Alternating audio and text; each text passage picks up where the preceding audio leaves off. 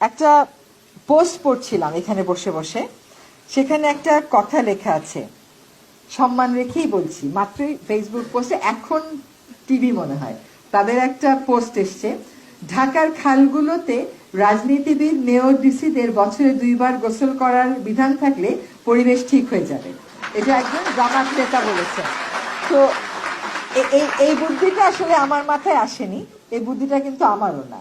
So with due respect বলছি যে আসলে রাজনীতিবিদরাই দেশের সমস্যার সমাধান দেবেন।